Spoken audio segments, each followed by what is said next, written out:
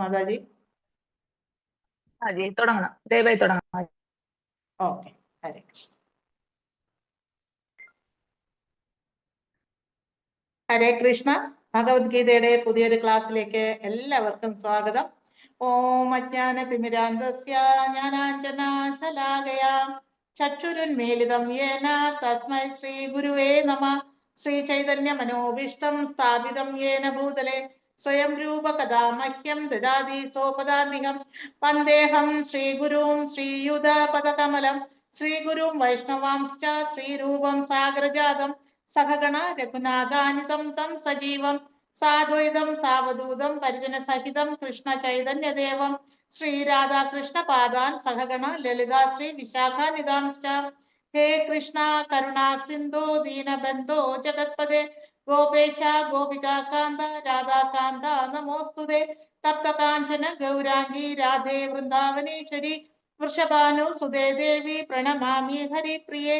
വാഞ്ചാകൽപതരൂപസ്യ കൃപാ സിന്ധൂഭേവ ച പതിതാനാം പാവനേഭ്യോ വൈഷ്ണവേഭ്യോ നമോ നമഃ. ഹരേ കൃഷ്ണ. ശ്രീ ഭഗവത്ഗീതയുടെ 2ാമത്തെ അധ്യായം ഗീതാ വിഷയ സംഗ്രഹം എന്ന അധ്യായത്തിന്റെ ശ്ലോകം 61 നമുക്കൊന്ന് നോക്കാം. താനി സർവാണി സംയമ്യ യുക്ത ആസീത മത്പരാ വശേ ഹി യസ്യേന്ദ്രിയാണി തസ്യ പ്രജ്ഞാ പ്രതിഷ്ഠിത. ഹരിവൽ. ഹരേ കൃഷ്ണ. വളരെ നല്ല ഒരു ശ്ലോകമാണ് ഭക്തന്മാരെ സംബന്ധിച്ചിടത്തോളം. എങ്ങനെയാണ് ഭക്തന്മാർക്ക് ഇന്ദ്രിയ നിയന്ത്രണം സാധ്യമാവുക എന്നതിനെ പറ്റിയുള്ള ശ്ലോകമാണ് ഇവിടെ പറയുന്നത്. പ്രഭുപാദ് വളരെ വിശദമായി തന്നെ പർപ്പട്ടിലൂടെ നമുക്ക് പലതും പറഞ്ഞു തരുന്നുണ്ട്.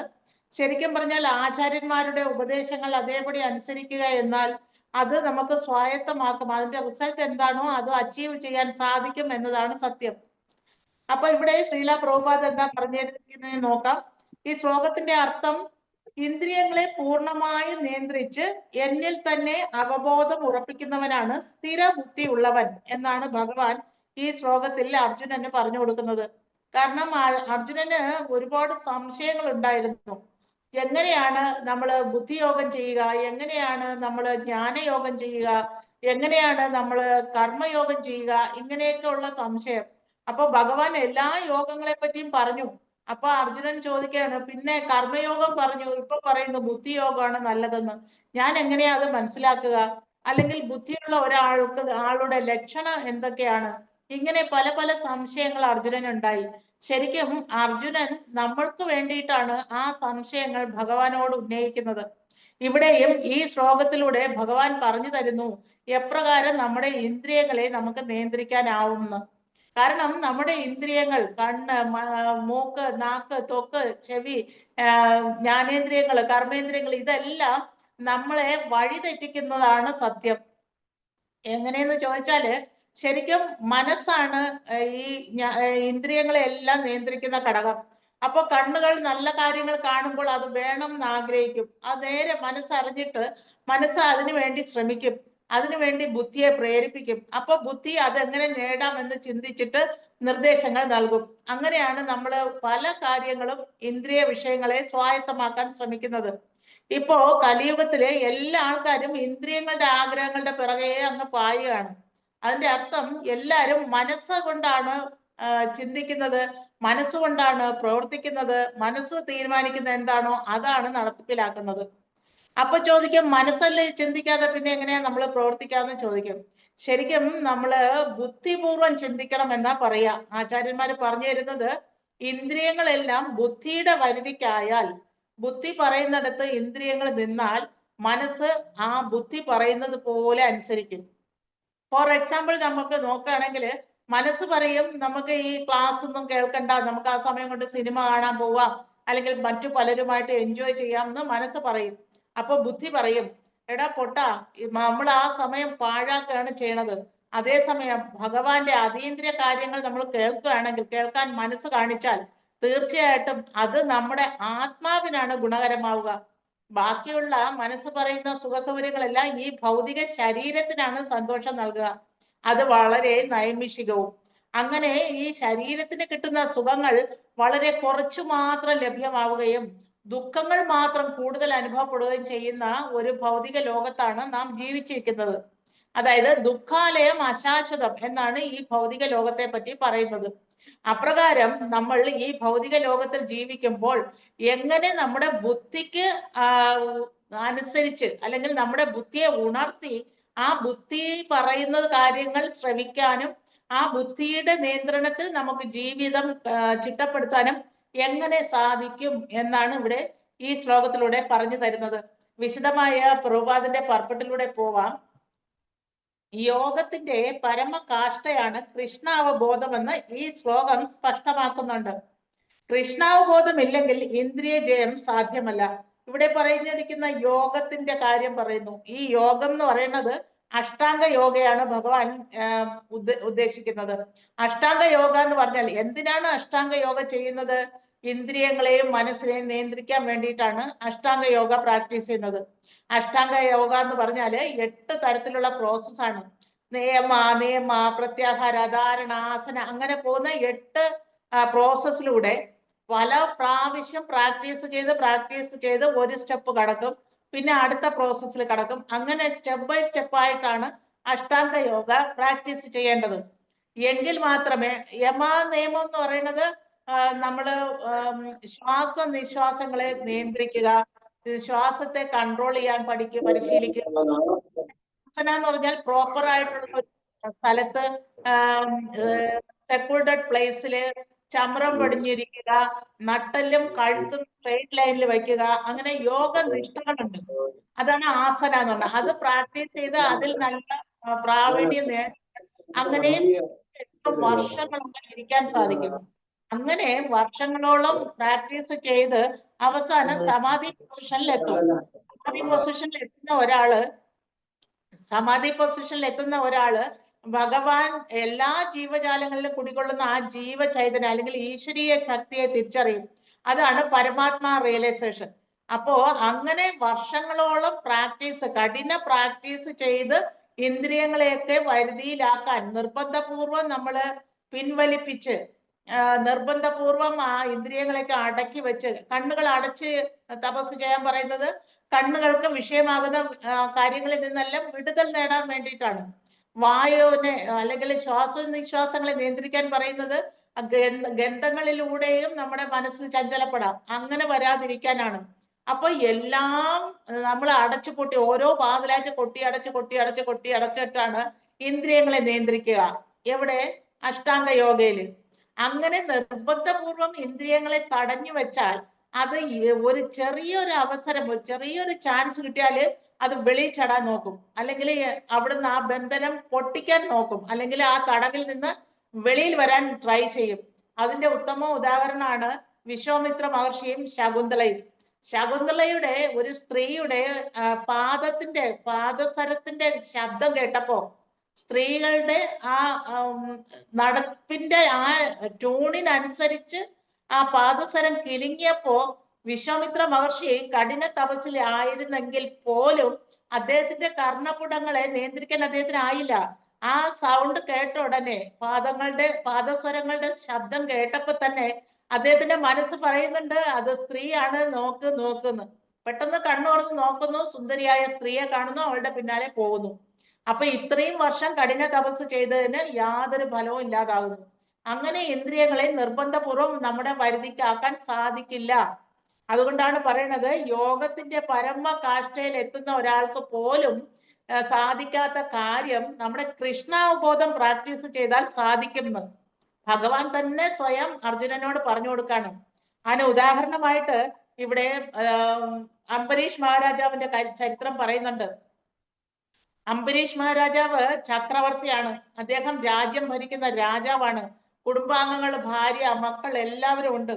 എന്നിട്ടും അദ്ദേഹം കൃഷ്ണാവബോധത്തിൽ മുഴുകി ജീവിച്ചതിനാൽ അദ്ദേഹത്തിന്റെ ഇന്ദ്രിയങ്ങൾ അദ്ദേഹത്തിന്റെ വരുതിക്ക് നിൽക്കുമായിരുന്നു. അപ്പോ എങ്ങനെയാണ് നമ്മുടെ ഇന്ദ്രിയങ്ങളെ നമ്മുടെ വരുതിക്ക് നിർത്താനാവുക എന്ന് ഈ ശ്ലോകത്തിലൂടെ നമുക്ക് മനസ്സിലാക്കിയെടുക്കാം. ബാക്കി ഞാൻ നോക്കാം. മുൻപറഞ്ഞ മഹർഷി ദുർവാസാവ് അംബരീഷ മഹാരാജാവുമായി വഴക്കിടുകയും അഹങ്കാരത്താൽ അനാവശ്യമായി കോപിക്കുകയും ചെയ്തു. ഇന്ദ്രിയങ്ങളെ നിയന്ത്രിക്കാൻ അദ്ദേഹത്തിന് സാധിച്ചില്ല. മറിച്ച് രാജാവാകട്ടെ ദുർവാസാവിനെ പോലെ ഒരു ശക്തനായ യോഗി അല്ലെങ്കിലും ഭഗവത് ഭക്തനായിരുന്നു. അദ്ദേഹം മഹർഷിയുടെ ദുർനയങ്ങളെ മൗനമായി സഹിക്കുകയാണ് ഉണ്ടായത്. അതുകൊണ്ട് അംബരീഷ് മഹാരാജാവ് വിജയിയായി. ആ രാജാവിന് ഇന്ദ്രിയ സംവരണം സാധിച്ചത് ഭാഗവത്തിൽ പ്രതിപാദിക്കപ്പെട്ട ഈ ശ്ലോകത്തിലൂടെ നമുക്ക് മനസ്സിലാക്കാം. അതായത് അംബരീഷ് മഹാരാജാവ് പരമഭക്തനായിരുന്നു ഭഗവാന്റെ. അദ്ദേഹത്തിന്റെ നാവും ഇന്ദ്രിയങ്ങളും എല്ലാം വളരെ നിയന്ത്രണ വിധേയമായിരുന്നു. അദ്ദേഹം ആഗ്രഹിക്കുമ്പോൾ മാത്രമേ അദ്ദേഹത്തിന്റെ ഇന്ദ്രിയങ്ങൾ പ്രവർത്തിക്കുമായിരുന്നുള്ളൂ. പക്ഷേ അദ്ദേഹം ആ ഇന്ദ്രിയങ്ങളെ എല്ലാം ഭഗവാന്റെ സേവനത്തിനായി വിനിയോഗിച്ചത് കൊണ്ട് മാത്രമാണ് അദ്ദേഹത്തിന് അത് സാധ്യമായത് എന്നാണ് ആ ദുർവാസാവ് മഹർഷിയുടെ ആ ഒരു സംഭവത്തിൽ നിന്ന് നമുക്ക് മനസ്സിലാക്കാൻ സാധിക്കുക. അതൊരു കഥ പോലെ നമുക്ക് കേട്ടാൽ കാര്യം മനസ്സിലാകും. അതായത് അംബരീഷ് മഹാരാജാവ് വളരെ വലിയ ഒരു പരമഭക്തനായിരുന്നു. അപ്പോ അദ്ദേഹത്തിന്റെ ഭക്തി ഇങ്ങനെ വളർന്നു വന്നാൽ ദേവന്മാർക്ക് പോലും ഭയമായി. കാരണം വിഷ്ണുവിന്റെ പരമഭക്തിയിൽ എത്തുന്ന ഒരാൾക്ക് വിഷ്ണുപദം പോകാൻ സാധിക്കും. അപ്പോ നിസ്സാരമായിട്ടുള്ള ഇന്ദ്രപദം വളരെ എളുപ്പം അച്ചീവ് ചെയ്യാൻ ആ രാജാവിനെ കൊണ്ട് സാധിക്കും എന്നൊരു ബോധ്യം ഇന്ദ്രനുണ്ടായി. അപ്പൊ ഇന്ദ്രൻ എന്ത് വിചാരിച്ചു? എന്റെ കസേര തെറിക്കാതിരിക്കാൻ അല്ലെങ്കിൽ ഇന്ദ്രപദം പോകാതിരിക്കാൻ അദ്ദേഹം ദുർവാസാവ് മഹർഷിയെ വിളിച്ചിട്ട് പറഞ്ഞു, ഏകാദശി വ്രതത്തിൽ ഇരിക്കുന്ന അംബരീഷ് മഹാരാജാവിന്റെ അടുത്ത് പോയിട്ട് വ്രതം മുടക്കിക്കൂടെ എന്ന് ചോദിക്കും. അപ്പോ ദുർവാസാവ് മഹർഷി എഗ്രി ചെയ്യും. ദുർവാസാവ് മഹർഷി എല്ലാരെ പോലെയും നമുക്ക് അറിയാവുന്നതാണ്. അദ്ദേഹം എപ്പോഴും ക്ഷിപ്രകോപിയാണ്. വളരെയധികം ശപിക്കാൻ ശക്തിയുള്ള മഹർഷിയാണ്. അദ്ദേഹത്തിന് കോപം നിയന്ത്രിക്കാനാവില്ല. ഒരു കണക്കിന് പറഞ്ഞാൽ അദ്ദേഹത്തിന്റെ കോപം ആണ് അദ്ദേഹത്തിന്റെ തപശക്തി എന്ന് പറയുന്നത്. എത്രത്തോളം കോപിക്കുമോ അത്രത്തോളം അദ്ദേഹത്തിന്റെ തപശക്തി കൂടും. അങ്ങനെ ഒരു വരമാണ് ദുർവാസാവ് മഹർഷിക്കുള്ളത്. അതുകൊണ്ട് നിസ്സാര കാര്യത്തിന് പോലെ അദ്ദേഹം കോപിക്കാനാണ് ശ്രമിക്കുക. അപ്രകാരം ആ കഠിന കോപത്തിൽ അല്ലെങ്കിൽ ശാപം ഏറ്റിട്ട് അംബരീഷ് മഹാരാജാവ് ഇല്ലാണ്ടായിക്കോളും എന്നാണ് ആ ഇന്ദ്രൻ വിചാരിച്ചത്. അങ്ങനെ ഇന്ദ്രന്റെ കണക്കുകൂട്ടലുകൾ പോലെ ദുർവാസാവ് മഹർഷി അംബരീഷ് മഹാരാജാവിന്റെ അടുത്തെത്തി. തലേ ദിവസം ഏകാദശി വ്രതം നോക്കിയിരുന്ന മഹാരാജാവാണ്. അപ്പോൾ രാവിലെ ദുർവാസാവ് മഹർഷി വന്ന് പറയാണ്, നമുക്ക് ഒരുമിച്ച് പാരണ വിടാം, വ്രതം മുടക്കാം. ഞാൻ ഒരു സ്നാനം കഴിഞ്ഞിട്ട് വന്നേക്കാം, അതിനുശേഷം നമുക്ക് ഒരുമിച്ച് തന്നെ പാരണ വിടാം എന്ന് പറഞ്ഞു. അപ്രകാരം അംബരീഷ് മഹാരാജാവ് പാരണ വിടാനായിട്ട് തയ്യാറായി ഇരുന്നു. പക്ഷേ ആ പാരണ വിടുന്ന സമയം കഴിയാറായിട്ടും ദുർവാസാവ് മഹർഷി എത്തിയില്ല. അന്നേരം 2 തുള്ളി വെള്ളം അംബരീഷ് മഹാരാജാവ് കുടിച്ചുകൊണ്ട് പാരണ വീട്ടി അല്ലെങ്കിൽ വ്രതം മുടക്കി. ആ നിമിഷമാണ്, അത് കണ്ടുകൊണ്ടാണ് ദുർവാസാവ് മഹർഷി അവിടേക്ക് വന്നത്. അപ്രകാരം അദ്ദേഹം അത് കണ്ട് കോപിഷ്ഠനാവുകയും, അല്ലെങ്കിൽ കോപിക്കാനായിട്ട് കാത്തിരുന്ന മഹർഷിയായിരുന്നു, ഇതൊരു കാരണം കിട്ടി കഠിനമായി കോപിക്കുകയും അംബരീഷ് മഹാരാജാവിനെ ശപിക്കാനായിട്ട് ഓങ്ങുകയും ചെയ്തു. അന്നേരം തന്നെ ഭഗവാന്റെ കയ്യിലിരുന്ന വിഷ്ണു ഭഗവാന്റെ കയ്യിലിരുന്ന സുദർശന ചക്രം അതേ നിമിഷം തന്നെ തന്റെ ഭക്തനെ സംരക്ഷിക്കാനായിട്ട് ദുർവാസാവ് മഹർഷിയുടെ തല കൊയ്യാനായിട്ട് അടുക്കുന്നത് കണ്ടു. പെട്ടെന്ന് കാര്യം മനസ്സിലാക്കിയ ദുർവാസാവ് മഹർഷി ശപിക്കാതെ തന്നെ ഓടാൻ തുടങ്ങി ആ സുദർശന ചക്രത്തിൽ നിന്നും രക്ഷപ്പെടാൻ വേണ്ടിയിട്ട്. പക്ഷെ ഇത്രയും സംഭവങ്ങൾ നടന്നിട്ടും നിശ്ചേഷ്ടനായിട്ട് അംബരീഷ് മഹാരാജാവിന് നിൽക്കാൻ സാധിച്ചു. അതെങ്ങനെയാണ്? കാരണം അദ്ദേഹത്തിന്റെ ഇന്ദ്രിയങ്ങളെല്ലാം അദ്ദേഹത്തിന്റെ വരുതിക്ക് അല്ലെങ്കിൽ അദ്ദേഹത്തിന്റെ ബുദ്ധിക്ക് അധീനനായിരുന്നു. കാരണം ഇന്ദ്രിയങ്ങളെല്ലാം അദ്ദേഹം ഭഗവാന്റെ സേവനത്തിനായിട്ടാണ് വിനിയോഗിച്ചിരുന്നത്. അത് എങ്ങനെയെന്ന് ഭാഗവത്തിൽ പറയുന്നു. അതായത് സവൈ മന കൃഷ്ണ പാദാരവിന്ദയോർ വാചാം വൈകുണ്ഠ ഗുണാനുവർണ്ണനെ ഹരേർമന്ദിരമാർജനാദിഷു ശ്രുതിം ചകാരാച്യുത സത്കദോദയേ മുകുന്ദലിംഗായ ദർശനേ നൃശൗ തത്പ്രത്യഗാത്ര സ്പർശേ അംഗസംഗമം ഘ്രാണം ച തത്പാദ സരോജ സൗരഭേ ശ്രീമത് തുളസ്യാ രസനാം തദർപ്പിതേ പാദൗ ഹരേ ക്ഷേത്ര പാദാനുസർപ്പണേ ശിരോ ഹൃഷികേശ പദാഭിവന്ദനേ കാമം ച ദാസ്യേ കാമകാമ്യയാ. അപ്പൊ അംബരീഷ് മഹാരാജാവ് എപ്രകാരമാണ് തന്റെ ഇന്ദ്രിയങ്ങളെ ഭഗവാന്റെ സേവനത്തിനായിട്ട് വിനിയോഗിച്ചത് എന്നാണ് ഈ ശ്ലോകത്തിൽ വ്യക്തമാക്കുന്നത്. അതെങ്ങനെയാണ്? അംബരീഷ് മഹാരാജാവ് തന്റെ മനസ്സിനെ ശ്രീകൃഷ്ണ പാതാര വിന്ദങ്ങളിൽ അർപ്പിച്ചു.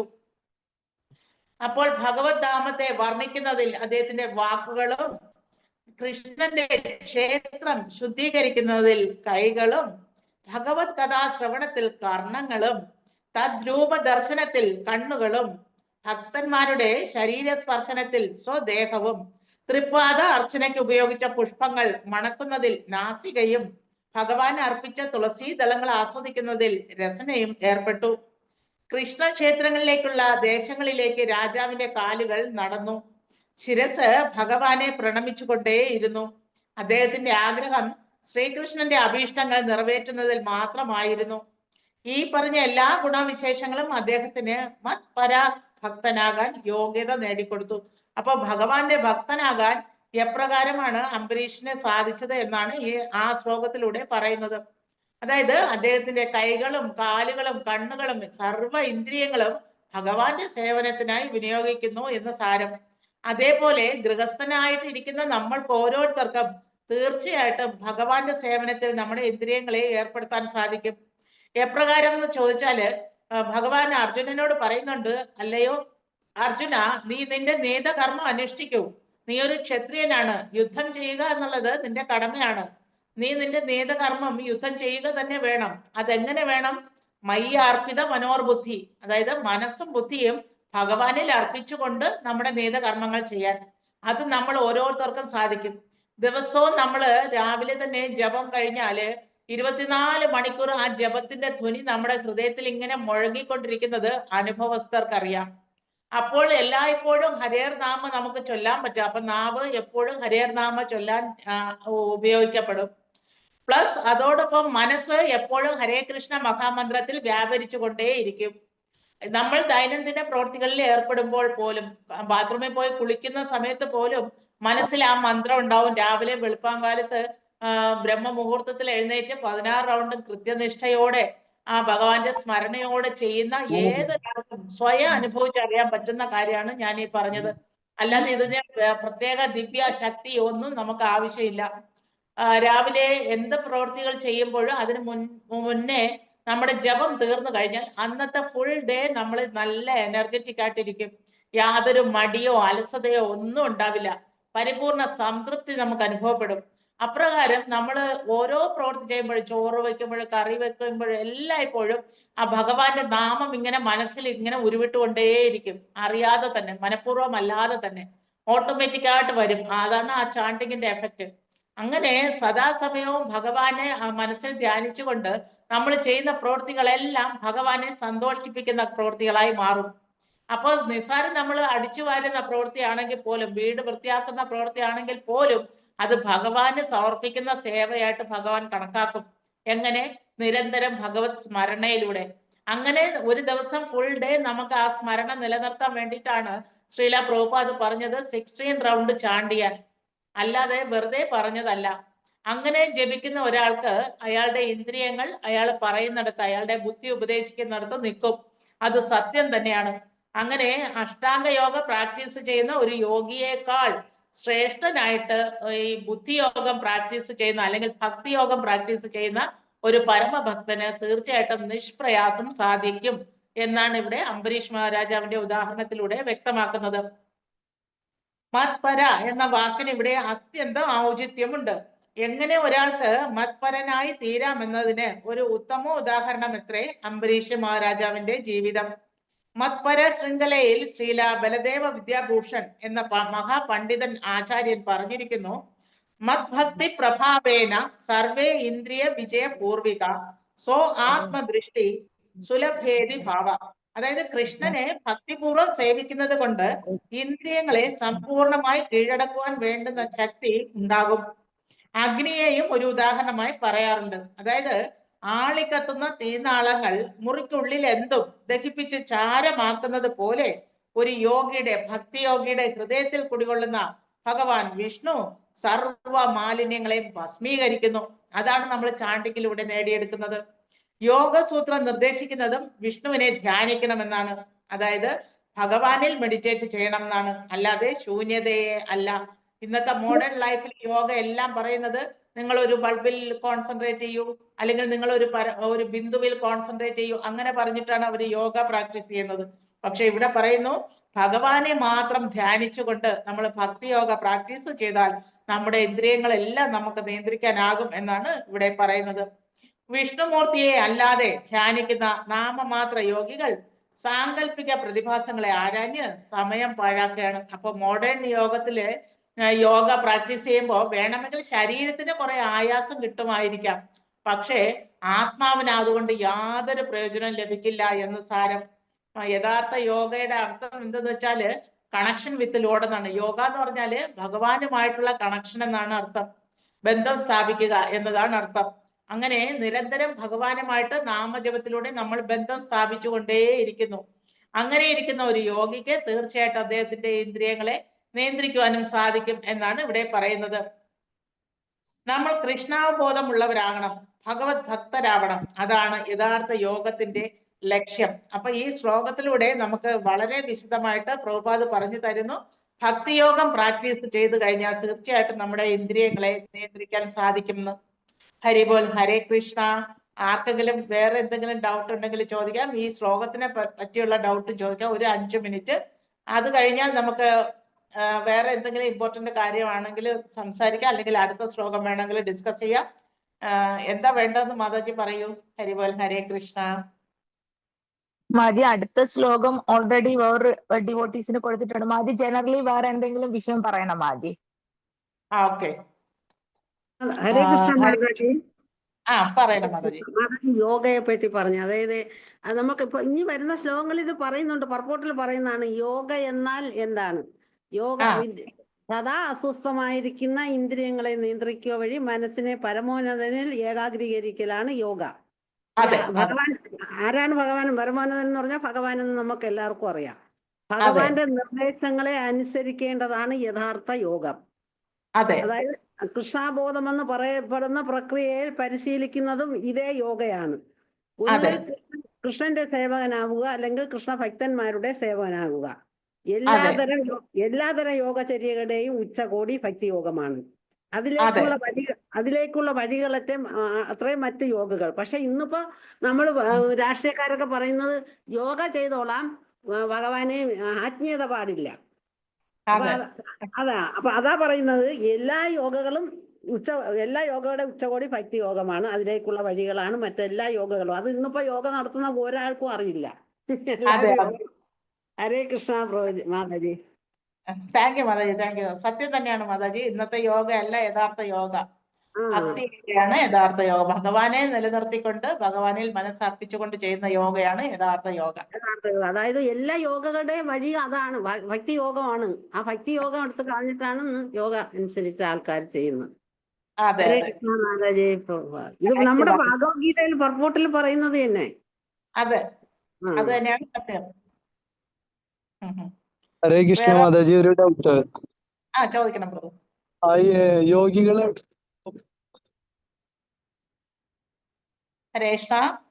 അയോഗികൾ അപ്പൊ എവിടേക്കാണ് പോകുന്നത്? അപ്പൊ അവരുടെ ശരീരം വെടിഞ്ഞു കഴിഞ്ഞാല് ഭക്തിയോഗം സിദ്ധിക്കാത്ത അഷ്ടാംഗയോഗം സിദ്ധിച്ച ആൾക്കാര്?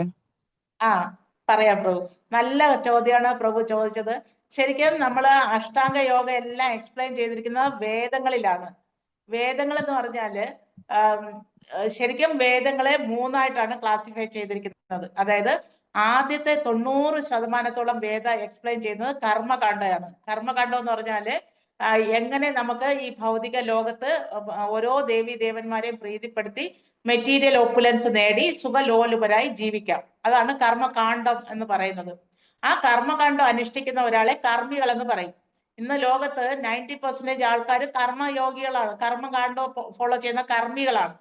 ഈ കർമ്മികള് എന്താ ചെയ്യണമെന്ന് ചോദിച്ചാല് നമുക്ക് ഓരോന്നും നേടാൻ വേണ്ടി 33 കോടി ദേവി ദേവന്മാരെ ആരെങ്കിലും അപ്രോച്ച് ചെയ്ത് നമ്മൾ പ്രീതിപ്പെടുത്തി അവരിൽ നിന്ന് മെറ്റീരിയൽ ഓപ്പുലൻസ് നേടും.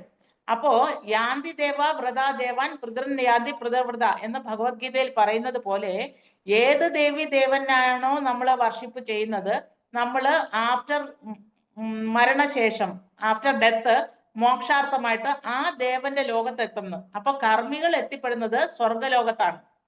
അപ്പോ വേദങ്ങളുടെ 90% കർമ്മകാണ്ഡ അനുസരിച്ച് ജീവിക്കുന്ന കർമ്മികൾ മോക്ഷാർത്ഥമായിട്ട് സ്വർഗലോക പ്രാപ്തി നേടും. അതുപോലെ അടുത്ത് വരുന്ന 10%-ല് 7% ജ്ഞാനകാണ്ഡമാണ് ഉപദേശിക്കുന്നത്. വേദങ്ങളില് കർമ്മകാണ്ഡം കഴിഞ്ഞിട്ട് ജ്ഞാനകാണ്ഡയിലേക്ക് പ്രവേശിക്കുന്ന ഒരു ബുദ്ധിമാനായ കർമ്മി, അതായത് കർമ്മികളിൽ വെച്ച് മാത്രമേ ആ ജ്ഞാനകാണ്ഡയിലേക്ക് പ്രവേശിക്കാൻ താല്പര്യം തോന്നും. അയാള് ജ്ഞാനകാണ്ഡയിലേക്ക് പ്രവേശിക്കുമ്പോൾ തുടക്കത്തിൽ തന്നെ പറഞ്ഞിരിക്കുന്നത് ഈശ്വരൻ എന്ന് പറഞ്ഞാൽ, ഈശ്വരീയ ശക്തി എന്ന് പറഞ്ഞാൽ ഞാൻ സർവവ്യാപിയായി ഇരിക്കുന്ന അരൂപിയായ ഈശ്വരനാണ് എന്നുള്ളത് അവിടെ സൂചിപ്പിക്കുന്നുണ്ട്. അതായത് ഈ കർമ്മികളിൽ വെച്ച് ബുദ്ധി കൂടിയ ഒരു മനുഷ്യൻ ചിന്തിക്കും, ഈ 30 ദേവി ദേവന്മാരിലേക്കാളും അധിപനായിട്ട് ഒരു ശക്തി ഉണ്ടോ, അല്ലെങ്കിൽ ഇവരെയൊക്കെ നിയന്ത്രിക്കുന്നത് ഏത് ശക്തിയാണ് എന്ന് ചിന്തിക്കും. അങ്ങനെ ചിന്തിക്കുന്നവരാണ് ജ്ഞാനകാണ്ഡയിലേക്ക് എത്തുന്നത്. അപ്പൊ ജ്ഞാനകാണ്ഡയുടെ തുടക്കത്തിൽ തന്നെ പറയുന്നത് ഈശ്വരീയ ശക്തി എന്ന് പറഞ്ഞാൽ എല്ലാം സർവം വ്യാപിയായിരിക്കുന്നു, എന്നാൽ നിയതമായ രൂപമില്ല എന്ന് അവിടെ പറയുന്നുണ്ട്. അപ്പോ ഇവര് ബുദ്ധിമാനായ ഈ കർമ്മി ചിന്തിക്കും, സർവം വ്യാപിയായി ഇരിക്കുന്നത് പ്രകാശമാണ്.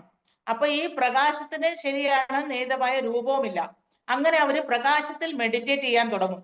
അവരെയാണ് ജ്ഞാനികൾ എന്ന് പറയാ, അതായത് ജ്ഞാനകാണ്ഡം താണ്ടുന്ന ഒരാൾ. അപ്പൊ ആ ജ്ഞാനകാണ്ഡം പരിശീലിക്കുന്ന ഒരാള് ജ്ഞാനിയായി മാറും. അയാള് ആ പ്രകാശത്തിൽ മോക്ഷാർത്ഥമായിട്ട് ലയിക്കാൻ ആഗ്രഹിക്കും. അതാണ് സായൂജ്യമുക്തി അല്ലെങ്കിൽ കൈവല്യ മോക്ഷം എന്നൊക്കെ പറയുന്നത്. അപ്പൊ കർമ്മികൾക്ക് മോക്ഷാർത്ഥമായിട്ട് സ്വർഗലോക പ്രാപ്തിയും ജ്ഞാനികൾക്ക് മോക്ഷാർത്ഥമായിട്ട് സായൂജ്യം അടയാനും സാധിക്കും. അത് കഴിഞ്ഞ് ബാക്കി വരുന്ന വേദങ്ങളുടെ അവസാനം വരുന്ന 3%-ലാണ് അഷ്ടാംഗ യോഗ പ്രാക്ടീസ് എക്സ്പ്ലെയിൻ ചെയ്യുന്നത്. അതിനെ ഉപാസന കാണ്ഡോ എന്ന് പറയും. അപ്പോ ആദ്യം കർമ്മകാണ്ഡോ, അത് കഴിഞ്ഞ് ജ്ഞാനകാണ്ഡോ, അവസാനം ഉപാസന കാണ്ഡോ.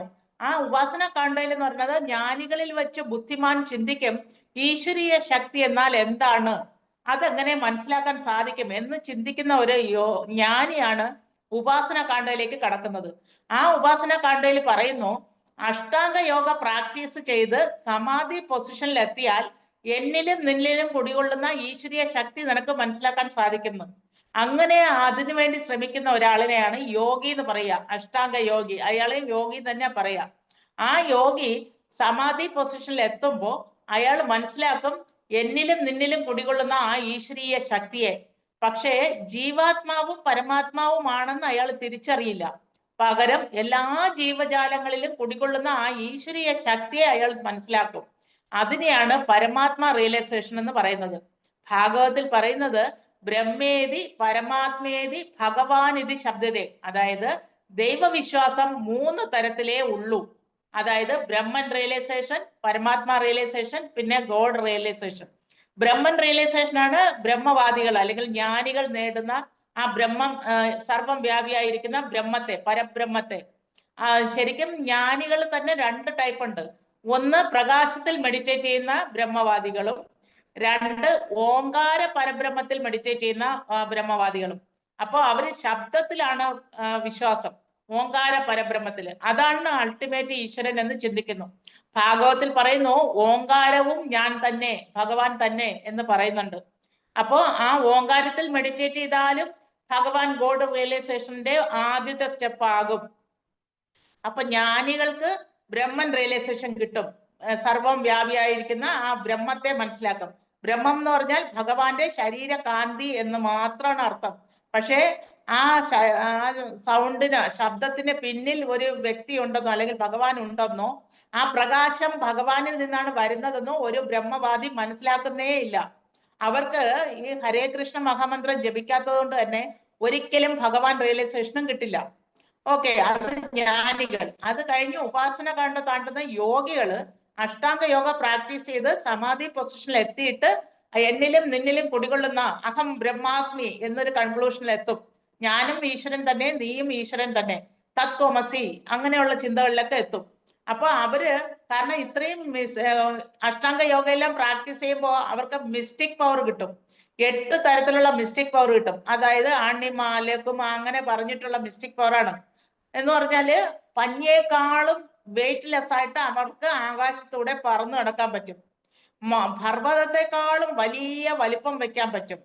അണുമാത്രനായിട്ടും സഞ്ചരിക്കാൻ പറ്റും. ഇത്രയും സിദ്ധികളൊക്കെ അവർക്ക് കിട്ടും. 8 തരത്തിലുള്ള സിദ്ധികൾ കിട്ടും അഷ്ടാംഗ യോഗികൾക്ക്. അങ്ങനെയാണ് ശരിക്കും യേശുക്രിസ്തുവിന് 5 വയസ്സ് വരെ ക്രിസ്ത്യാനികൾക്ക് യേശുക്രിസ്തുവിനെ പറ്റി അറിയാം.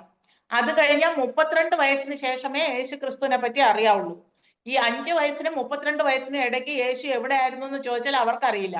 പക്ഷെ നമ്മുടെ ആചാര്യന്മാർ പറയുന്നു അദ്ദേഹം ആ സമയത്ത് ഹിമാലയ സാനുക്കളിലേക്ക് രക്ഷപ്പെട്ടു വരികയായിരുന്നു. അച്ഛനും അമ്മയും ആ കുട്ടിയുമായിട്ട് കഴുതപ്പുറത്ത് കയറി അവര് പാലായനം ചെയ്തു, ജെറുസലേമിൽ നിന്ന് പാലായനം ചെയ്തു. ആ സമയത്ത് അവര് എത്തിപ്പെട്ടത് ഹിമാലയ സാനുക്കളിലായിരുന്നു. അങ്ങനെ അവിടെ എത്തുന്നതിന് മുന്നേ തന്നെ മാതാപിതാക്കൾ വീണു മരിച്ചു. അതിനുശേഷം ആ കുട്ടിയെ മഹർഷിമാര് അവിടെയുള്ള ഹിമാലയ സാനുക്കളിലെ മഹർഷിമാരുടെ കൂടെയായി ആ കുട്ടിയുടെ വാസം. ആ കുട്ടി വളർന്നു വന്നതെല്ലാം അഷ്ടാംഗ യോഗ പ്രാക്ടീസ് ചെയ്തുകൊണ്ടായിരുന്നു. അതുകൊണ്ടാണ് ഹഠയോഗയിൽ മിടുക്കനായി ഹഠയോഗ പ്രാക്ടീസ് ചെയ്യാൻ യേശുക്രിസ്തുവിന് സാധിച്ചു. അതുകൊണ്ടാണ് ബൈബിളിൽ പറയുന്നു 5 അപ്പത്തെ 5000 പേർക്കായി വീതിച്ചു, പിന്നെ കടലിന് മീതെ കൂടെ നടന്നു വന്നു. ഇതൊക്കെ ഹഠയോഗയുടെ റിസൾട്ട് ആയിട്ടാണ് സംഭവിച്ചത്. പക്ഷേ ഇങ്ങനെ അഷ്ടാംഗ യോഗികൾക്ക് ഇങ്ങനെ പല സിദ്ധികൾ നേടുമ്പോൾ ഞാൻ തന്നെ ഈശ്വരൻ എന്ന അവർക്കൊരു ചിന്ത വന്നു പോകും. കാരണം അവർക്ക് ഒരുപാട് മിസ്റ്റിക് പവർ ഉണ്ട്. ആകാശത്ത് നിന്ന് ഭസ്മം എടുക്കുക, അങ്ങനെയുള്ള പല സിദ്ധികളും അവർക്ക് കിട്ടും. അങ്ങനെ സിദ്ധിയാകുമ്പോൾ കുറെ ഫോളോവേഴ്സ് ഉണ്ടാവും. അപ്പൊ ഞാൻ ഈശ്വരനായി എന്ന് പറഞ്ഞ് നടക്കും ചില യോഗികൾ. അങ്ങനെയുള്ള യോഗികൾ ഒരിക്കലും ഈശ്വരനാകാൻ സാധിക്കില്ല എന്നുള്ളൊരു സത്യം മനസ്സിലാക്കുകയില്ല. അവർക്ക് പരമാത്മ റിയലൈസേഷൻ ആണ് കിട്ടുക. അഷ്ടാംഗ യോഗ സത്യസന്ധമായിട്ട് ചെയ്യുന്ന ഒരാള് ഇങ്ങനെ ഞാൻ ദൈവമാണെന്നൊന്നും പറയില്ല. പകരം അദ്ദേഹത്തിന്റെ ആത്മാവിനെ 9 ദ്വാരങ്ങളിൽ കൂടി, അതായത് നമുക്ക് എല്ലാവരുടെയും ശരീരത്തിൽ നവദ്വാരങ്ങളുണ്ട്. ആത്മാവ് മരണസമയത്ത് ഏത് ദ്വാരത്തിൽ കൂടെ പുറത്തു പോകുന്നോ അതനുസരിച്ചിരിക്കും നമുക്ക് അടുത്ത ബോഡി ലഭിക്കുക. കീഴ്ദ്വാരങ്ങളിലൂടെയാണ് പോണെങ്കിൽ നരകം നിശ്ചയം. മുഖത്തുള്ള ദ്വാരങ്ങളിലൂടെ, വായിലൂടെയോ കണ്ണിലൂടെയോ മൂക്കിലൂടെയോ ചെവിയിലൂടെയോ പോവുകയാണെങ്കിൽ സാധാരണ മർത്യലോകം കിട്ടും. അതായത് ഭൂലോകത്ത് തന്നെ ജനിക്കാൻ പറ്റും എന്നർത്ഥം. അതല്ല നമ്മുടെ ബ്രഹ്മരന്ധ്രത്തിലൂടെ, അതായത് ഉച്ചിയിൽ ഒരു ദ്വാരമുണ്ട്. അത് ജനിച്ചു വരുന്ന ശിശുക്കളുടെ ഉച്ചിയുടെ പതപ്പ് എന്നൊക്കെ പറയും വല്യമ്മമാര്. ആ പതപ്പ് എന്ന് പറയുന്നത് ഒരു ചെറിയ സുഷിരാണ്, നമുക്ക് കണ്ണുകൊണ്ട് കാണാൻ പറ്റില്ല. ആ സുഷിരത്തിലൂടെ യോഗികൾക്ക് അവരുടെ ജീവാത്മാവിനെ ഹയർ പ്ലാനറ്ററി സിസ്റ്റത്തിലേക്ക് മോക്ഷാർത്ഥമായിട്ട് എത്തിക്കാൻ പറ്റും. അപ്പോ അവർക്ക് മഹർലോക, ജനലോക, സത്യലോക, ജനലോക, ഈ 4 ഹയർ പ്ലാനറ്ററി സിസ്റ്റത്തില്, അത് സ്വർഗത്തെക്കാൾ ഉപരിയാണ് ആ 4 ഹയർ പ്ലാനറ്ററി സിസ്റ്റം. അവിടെ എത്താൻ പറ്റും. അതാണ് അവരുടെ മോക്ഷം. പക്ഷേ അങ്ങനെയാണെങ്കിൽ പോലും ഈ ഹയർ പ്ലാനറ്ററി സിസ്റ്റത്തിൽ എത്തിയാൽ പോലും അബ്രഹ്മ പുനർലോക പുനരാവർത്തനോ അർജുന, അതായത് ആ ബ്രഹ്മലോകത്ത് എത്തിപ്പെട്ടാൽ പോലും പുനരാവർത്തനമുണ്ട്. വീണ്ടും മരിച്ചും ജനിച്ചും ജീവിക്കേണ്ടി വരും അർജുന എന്നാണ് ഭഗവാൻ ഭഗവത്ഗീതയിൽ പറയുന്നത്. അപ്പോൾ യോഗികൾക്ക് പോലും വീണ്ടും ജനിച്ചും മരിക്കും വരും. പക്ഷേ ആത്മാർത്ഥമായിട്ട് ഭഗവാന്റെ ആ ഒരു സ്വരൂപത്തിൽ മെഡിറ്റേറ്റ് ചെയ്യുന്ന ഒരു ഭക്തി യോഗിക്ക് നമുക്ക് ആ ഭൗതിക ലോകം വിട്ട്, അതായത് ബ്രഹ്മലോകത്തിനും അപ്പുറമുള്ള വൈകുണ്ഠ ലോക പ്രാപ്തിയാണ് മോക്ഷാർത്ഥമായിട്ട് കിട്ടുന്നത്. ഇതാണ് വേദങ്ങളിലൂടെ പോകുന്ന മോക്ഷവും ഭാഗവത ധർമ്മം അനുസരിച്ച് പോകുന്ന മോക്ഷവും തമ്മിലുള്ള വ്യത്യാസം. അതായത് വേദങ്ങളിലൂടെ പോയാൽ ധർമ്മ, അർത്ഥ, കാമ, മോക്ഷ 4 പുരുഷാർത്ഥങ്ങളിലൂടെ ഒരു മനുഷ്യൻ സഞ്ചരിക്കണം. അതായത് ധർമ്മം പാലിക്കണം. ധർമ്മം പാലിക്കുന്നത് ഇപ്പൊ കർമ്മകാണ്ഡം താണ്ടുന്ന ഒരാള് ധർമ്മം പാലിക്കുക എന്ന് വെച്ചാല് ആ 33 ദേവി ദേവന്മാരിൽ ആരെ വേണോ വർഷിപ്പ് ചെയ്യാം. അവരുടെ നിയമങ്ങളും എല്ലാം അനുസരിച്ച് ഇഷ്ടമുള്ള പൂക്കൾ അർപ്പിക്കുക, എന്തൊക്കെയാണ് നിയമങ്ങളെല്ലാം അവിടെ വിവരിച്ചിട്ടുണ്ട്. അതനുസരിച്ച് ജീവിക്കുന്ന ഒരാൾക്ക് സ്വർഗലോക മോക്ഷം കിട്ടും, അത് ഉറപ്പാണ്. അതുപോലെ ബ്രഹ്മൻ റിയലൈസേഷൻ കിട്ടുന്ന ജ്ഞാനികൾക്ക് പരബ്രഹ്മത്തിൽ ലയിക്കാൻ, അല്ലെങ്കിൽ ഓങ്കാര ബ്രഹ്മത്തിൽ ലയിക്കാൻ, അല്ലെങ്കിൽ സായൂജ്യം അടയാൻ, അല്ലെങ്കിൽ കൈവല്യ മോക്ഷം അത് കിട്ടും. അതും തീർച്ചയാണ്. അത് കഴിഞ്ഞ് അഷ്ടാംഗ യോഗികൾക്ക് ഹയർ പ്ലാനറ്ററി സിസ്റ്റത്തിലേക്ക് എലിവേറ്റഡ് ആകാം. ഇങ്ങനെയൊക്കെ ആണെങ്കിലും ഈ 14 ലോകങ്ങളും ഈ ബ്രഹ്മാണ്ടത്തിനകത്ത്, ഭൗതിക ലോകത്തിനകത്ത് തന്നെ ഉള്ളതിനാൽ നമുക്കൊരിക്കലും ഇതിൽ നിന്നും വിടുതൽ നേടി പുറത്തു പോകാൻ സാധിക്കില്ല, മോക്ഷം കിട്ടില്ല. അവിടെ മോക്ഷം കിട്ടണമെങ്കിൽ 5ാമത്തെ പുരുഷാർത്ഥമായ ഭാഗവത ധർമ്മം അനുസരിച്ച് ജീവിക്കണം. അതാണ് ഭാഗവത ധർമ്മമാണ് ഭഗവത്ഗീതയിലൂടെ ഭഗവാൻ അർജുനന് പറഞ്ഞു കൊടുക്കുന്നതും ശ്രീമദ് ഭാഗവതത്തിൽ ക്ലിയർ ആയിട്ട് എക്സ്പ്ലെയിൻ ചെയ്യുന്നതും. ധർമാസ്തു സാക്ഷാൽ ഭഗവത് പ്രണീതം, സാക്ഷാൽ ഭഗവാനെ പ്രീതിപ്പെടുത്തുന്നതാണ് യഥാർത്ഥ ധർമ്മം. അതെങ്ങനെയെന്നാണ് ഇപ്പൊ അർജുനന് ഭഗവത്ഗീതയിലൂടെ ഉപദേശിക്കുന്നത്. ഇതേ ജ്ഞാനം ഭഗവാൻ ഉദ്ധവർക്കും പറഞ്ഞു കൊടുക്കുന്നുണ്ട് ഭാഗവതത്തിന്റെ 11-ാം സ്കന്ധത്തില്. അത് ഉദ്ധവ ഗീത എന്നും അറിയപ്പെടുന്നുണ്ട്. ഹരിബോൽ ഹരേ കൃഷ്ണ. ഇപ്പൊ ക്ലിയർ ആയെന്ന് തോന്നുന്നു പ്രഭു. ഹരേ കൃഷ്ണ, ക്ലിയർ ആയി മാതാജി. താങ്ക് യു പ്രഭു. ഹരേ കൃഷ്ണ. ഹരേ കൃഷ്ണ മാതാജി. ഹരേ മാതാജി, കൃഷ്ണ. ഇപ്പൊ നമ്മൾ ഇത് ഈശ്വര വിശ്വാസിയായ ഒരു യോഗി, അതിൽ ഒരു ഉദാഹരണം നമ്മുടെ കർദമ മുനി. ആ കർദമ മുനി യോഗ ചര്യകളിലൂടെ അദ്ദേഹം സ്വന്തം ഭാര്യയ്ക്ക് ദേവഹൂതിക്ക് വേണ്ടി എന്തെല്ലാം ഒരു ചലിക്കുന്ന കൊട്ടാരം പോലും ഉണ്ടാക്കിയെന്ന് പറയും. അതെ പക്ഷെ അദ്ദേഹം ഈശ്വര വിശ്വാസിയായിരുന്നു അല്ലേ മാതാജി? അതെ അതെ, ഭഗവാനിൽ തന്നെ മെഡിറ്റേറ്റ് ചെയ്തുകൊണ്ടിരുന്നതാണ്. വിഷ്ണുവിൽ തന്നെയാണ് മെഡിറ്റേറ്റ് ചെയ്ത് കഠിന തപസ് ചെയ്തത്. അവസാനം വിഷ്ണു പ്രത്യക്ഷപ്പെട്ടപ്പോ നമ്മളെ പോലുള്ള ഒരാളാണെങ്കിൽ വൈകുണ്ഠ ലോകം മതി എന്ന് പറയും, അല്ലെങ്കിൽ വേറെ എന്തൊക്കെ വേണമെങ്കിലും ചോദിക്കാം. പക്ഷെ ഇദ്ദേഹം ചോദിച്ചത് ഉത്തമയായ ഒരു ഭാര്യയെ, ഒരു സ്ത്രീയെ ഭാര്യയായി കിട്ടണം എന്നാണ് ചോദിച്ചത്. അത് ഭൗതികമല്ലേന്ന് നമ്മൾ ചിന്തിച്ചേക്കാം. പക്ഷെ ഭൗതികമായ ആഗ്രഹം എന്തുകൊണ്ട് അദ്ദേഹം ചോദിച്ചു എന്ന് ചോദിച്ചാല്, അദ്ദേഹത്തിന്റെ അച്ഛൻ ബ്രഹ്മാവാണ്. കശ്യപ ഈ ഈ എന്താ ഇതിന്റെ പേര് ദേവഹൂതി ഭർത്താവിന്റെ പേര് മനു അല്ല, ദേവഹൂതിയുടെ അച്ഛനല്ല, ഭർത്താവ്. കപിലമുനി അല്ലേ ആന്റി? അത് മകൻ. കപിലമുനി അത് മകൻ. മകനാണ്. കർത്തവമുനി. ഭർത്താവിന്റെ പേര് കർദമമുനി. കർത്തവമുനി എന്ന് മാജി. കർദമ മഹർഷി ഇത്രയും കഠിന തപസ് ചെയ്ത് അഷ്ടാംഗ യോഗ എല്ലാം പ്രാക്ടീസ് ചെയ്ത് അതും കഴിഞ്ഞ് ഭഗവാനിൽ മെഡിറ്റേറ്റ് ചെയ്തുകൊണ്ടിരുന്ന സമയത്ത് ഭഗവാൻ പ്രത്യക്ഷനായിട്ട് ആ കഠിന തപസ് കണ്ടിട്ട് ഭഗവാന്റെ കണ്ണിൽ നിന്ന് ആനന്ദ അശ്രു വന്നു. ആ ആനന്ദ അശ്രു വന്നിട്ട് അവിടെ ഒരു കുണ്ടുണ്ടായി, രാധാകുണ്ട് കുണ്ട് പോലെ ഒരു കുണ്ടുണ്ടായി. അതിന്റെ പേര് സരോവരം. അതിന്റെ പേരാണ് ബിന്ദു സരോവരം. അതായത് അശ്രുബിന്ദുക്കൾ വീണ സരോവരം, ഭഗവാന്റെ അശ്രുകണങ്ങൾ വീണ സരോവരമാണ് ബിന്ദു സരോവരം.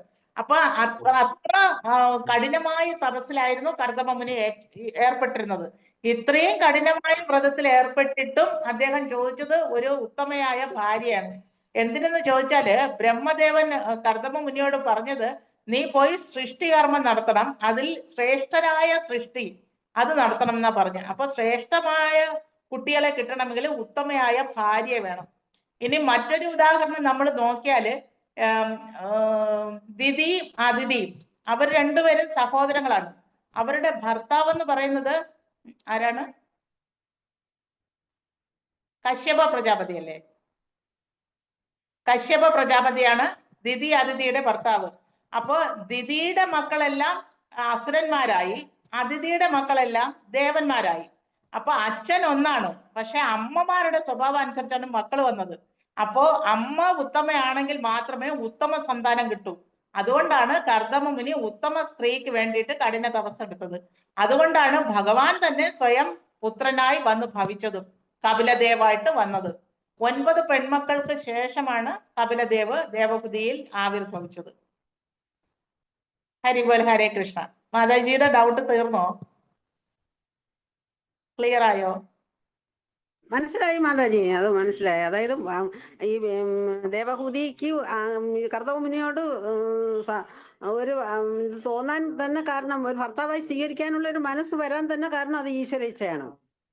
അതെ, ദേവഹുതിയെ സംബന്ധിച്ച് നോക്കുകയാണെങ്കിൽ ദേവഹുതി രാജകൊട്ടാരത്തിലെ സ്വയംഭുവ മനുവിന്റെ രാജകൊട്ടാരത്തില് അതീവ സുന്ദരിയായ, അതീവ ശ്രേഷ്ഠയായ ഒരു വ്യക്തിത്വമാണ്. കുട്ടിക്കാലം മുതലേ വേദങ്ങളെല്ലാം അഭ്യസിച്ച സ്ത്രീയാണ്. എല്ലാ വേദങ്ങളും അറിയാം, സകല വേദങ്ങളും പഠിച്ച സ്ത്രീയാണ്. മാത്രമല്ല രാജകീയ പ്രൗഢിയിൽ ജീവിച്ച ആ സ്ത്രീ ചെറിയ പ്രായത്തിൽ തന്നെ വെറു കുടിലില് ഉണങ്ങി മെലിഞ്ഞ ശരീരമുള്ള വൃദ്ധരൂപത്തിലുള്ള കർദമ മുനിയെ നീ ഭർത്താവായി സ്വീകരിക്കണം എന്ന് പറഞ്ഞ് അച്ഛൻ കൈപിടിച്ച് ഏൽപ്പിച്ചപ്പോ യാതൊരു എതിർപ്പും കൂടാതെ അദ്ദേഹത്തോടൊപ്പം ആ കുടിലിൽ 7 വർഷത്തോളം ഒരു ദാസിയെ പോലെ ജീവിക്കുകയായിരുന്നു. 7 വർഷങ്ങൾ കഴിഞ്ഞപ്പോഴാണ് കർദമ മുനി റിയലൈസ് ചെയ്യുന്നത്, അയ്യോ, ഒരു സുന്ദരിയായ രാജകുമാരിയെ ഞാൻ ഭാര്യയായി ഇവിടെ വച്ചിട്ടും അവളെ വെറും ദാസ്യവൃത്തിക്ക് മാത്രം, അതായത് അദ്ദേഹത്തിനെ സേവ ചെയ്തുകൊണ്ടേ ഇരിക്കുകയായിരുന്നു ഭർത്താവിനെ. അങ്ങനെ ചെയ്തപ്പോ അദ്ദേഹത്തിന് ഭയങ്കര വിഷമം തോന്നി. അപ്പൊ അദ്ദേഹം ദേവഹുതിയോട് പറയാണ്, നീ പോയി ആ ബിന്ദു സരോവരത്തിൽ ഒന്ന് മുങ്ങി നിവർന്നിട്ട് വരൂ. നിന്റെ ശരീരമെല്ലാം ക്ഷീണിച്ച് മെല്ലിച്ച് അവശയായി ഇരിക്കുന്നു, മുടിയൊന്നും കെട്ടാതെ ജട പിടിച്ച് വൃത്തികെട്ട് ഇരിക്കുന്നു. അങ്ങനെ വെറും കോലം കെട്ട അതീവ സുന്ദരി എന്ന് പറഞ്ഞാല് പണ്ട് ചെറുപ്പകാലത്ത് രാജകൊട്ടാരത്തിന്റെ മട്ടുപ്പാവില് 5 വയസ്സ് പോലും ഇല്ലാത്ത ആ പ്രായത്തില് പന്ത് കളിച്ചോണ്ടിരുന്നപ്പോ അതെ, അതെ, ആകാശം അതെ. പൂർണ്ണചന്ദ്രൻ ഉച്ചപ്പോ ആ ഭാഗം വായിച്ച് കുറെ ചിരിച്ചിട്ടുണ്ട് നമ്മള്. ഒരു വിമാനമായിട്ട് വീണ് പോയത്. അത്ര സുന്ദരിയാണ് 7 വർഷം കൊണ്ട് കോലം കെട്ട് വെറും വൃത്തികെട്ട രൂപമായി മാറിയത്. അപ്പോ കർദമമുനി പറഞ്ഞു, നീ ആ ബിന്ദു സരോവരത്തിൽ മുങ്ങി നിവർന്നു വരാൻ. അങ്ങനെ മുങ്ങാൻ പോയപ്പോ ആയിരക്കണക്കിന് തോഴിമാര് വന്ന് അവളെ കുളിപ്പിച്ച് സുന്ദരിയാക്കി, അതീവ സുന്ദരിയാക്കി, സർവാഭരണ ഭൂഷിതയാക്കിയാണ് കർദമമുനിയുടെ 7 വർഷങ്ങൾക്ക് ശേഷം. അപ്പോഴാണ് പറഞ്ഞത്, നീ കുടിലിൽ താമസിക്കേണ്ടതല്ല, 7 നില മാളിക പണിത് കൊടുത്തത്. അതിൽ വർഷങ്ങളോളം അവര് നല്ല രീതിയിൽ കുടുംബജീവിതം നയിച്ചു. അതിൽ 9 പെൺമക്കൾ ഉണ്ടായി. ആ 9 പെൺമക്കളെയും സപ്തർഷികൾക്ക് വിവാഹം ചെയ്തു കൊടുത്തു. അവസാനം കർദമമുനി പറഞ്ഞു, തിരിച്ച് ആ 7 നില മാളികയിൽ നിന്നല്ല അവർ തിരിച്ച് ഈ കുടിലിലേക്ക് വന്നു. വന്നപ്പോ പറഞ്ഞു, ഇനി എനിക്ക് വനവാസമാണ്, ഞാൻ തപസ്സിലേക്ക് പോകുന്നു എന്ന് പറയുമ്പോ കർദമമുനിയോട് ഭാര്യ ചോദിക്കും, ദേവഹൂതി ചോദിക്കും, അങ്ങ് പറഞ്ഞല്ലോ ഭഗവാൻ പുത്രനായി വന്ന് ഭവിക്കുമെന്ന്, അത് ഇതുവരെ സംഭവിച്ചില്ലല്ലോ എന്ന് പറയും. ഞാൻ ഇവിടെ ഏകയാണ് എന്ന് പറയും. അപ്പോഴാണ് കർദമമുനിക്ക് റിയലൈസ് ചെയ്യുന്ന, ശരിയാണല്ലോ, ഞാൻ അവളെ ഒറ്റയ്ക്കാക്കി പോയത് ശരിയായില്ല എന്ന് വിചാരിച്ചിട്ട് അദ്ദേഹം മടങ്ങി വരികയും 2 വർഷങ്ങൾക്ക് ശേഷം വീണ്ടും തപസ്സിന് പോവുകയും അപ്പോഴേക്കും ദേവഹൂതിക്ക് ഭഗവാൻ തന്നെ ഒരു പുത്രനായി വന്ന് ഭവിക്കുകയും ചെയ്തു, കപിലദേവ്. ആ കപിലദേവനോടാണ് അമ്മ ചോദിക്കുന്നത്, അല്ലയോ പുത്ര, ഈ ഭൗതിക ബന്ധങ്ങളിൽ നിന്നും വിടുതൽ നേടാൻ എന്താണ് മാർഗം എന്ന്.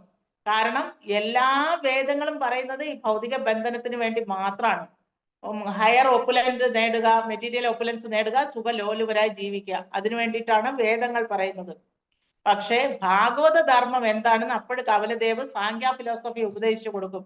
ഈ സാങ്ക്യ ഫിലോസഫിയുടെ ക്യാപ്സുൾ ഫോമാണ് ശ്രീല പ്രഭുപാദ് നമുക്ക് തന്നിരിക്കുന്നത്. ശരിക്കും സാങ്ക്യ ഫിലോസഫിയാണ് നമ്മൾ ഫോളോ ചെയ്യുന്ന കൃഷ്ണാവബോധം, അതിന്റെ ഏറ്റവും സിംപിളസ്റ്റ് വേർഷൻ. ഹരിബോൽ, ഹരേ കൃഷ്ണ. ഇനി വേറെ ആർക്കെങ്കിലും എന്തെങ്കിലും ഡൗട്ട് ഉണ്ടോ? ഹരേ കൃഷ്ണ. ഹരേ കൃഷ്ണ. മാതാജി, ഹരേ ഐശ്വര്യ കൃഷ്ണ മാതാജി. മാജി. താങ്ക് യു മാജി. Thank you. Hare Krishna. Thank you so much മാജി. ഹരേ കൃഷ്ണ. കർദമന്റെ അച്ഛന്റെ പേരെന്താ? എന്തോ? കർദമനിയുടെ അച്ഛന്റെ പേര്? കർദമുനിയുടെ അച്ഛനാണ് ബ്രഹ്മാവ്. ആ, സപ്തർഷികൾക്ക് ഒപ്പമാണ് കർദമുനിയുടെ സ്ഥാനം. പറയുന്നില്ല എന്നേ ഉള്ളൂ. മക്കളെ വിവാഹം കഴിച്ചു കൊടുത്തു എങ്കിലും പണ്ടൊക്കെ അങ്ങനെയാണ്, മഹർഷിമാരിലൂടെയാണ് സൽസന്താനങ്ങൾ വരിക. അതിന് ഉത്തമയായ സ്ത്രീ വേണം. ശരിക്കും എല്ലാരും മക്കള് നല്ലതായ അച്ഛൻ വലിയ അവകാശപ്പെടും, മക്കള് മോശപ്പെട്ട നിന്റെ അല്ലേ പിള്ളേരെന്ന് പറയും. പക്ഷെ സ്ത്രീയുടെ സ്വഭാവം അനുസരിച്ചിരിക്കും മക്കളുടെ സ്വഭാവം. അത് നമ്മള് തിരിച്ചറിയുന്നില്ല എന്ന് മാത്രം.